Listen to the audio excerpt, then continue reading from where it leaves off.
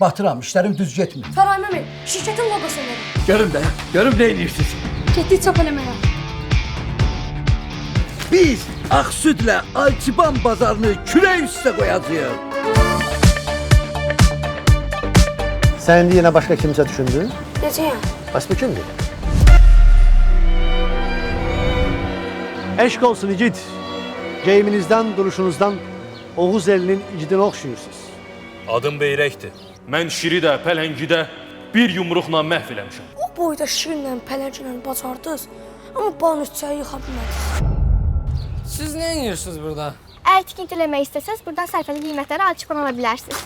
Ay, neynirsən? Qızdan üzr istəyirsən, tez ol. Bax, sən öncə deyəsən ki, işləyirsən ha. Deyirəm bəlkə xoşluqla ayrılaq ha? Görəm sən bunlardan böyüksən. Gəl səninlə danışaq. Özünü Camaldan üstün hesab edirsənsə, gəl xalçada sübut elə.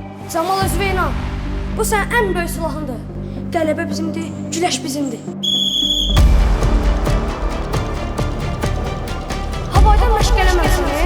Bunun nəsə məntiqi bir nəticə salmalıdır.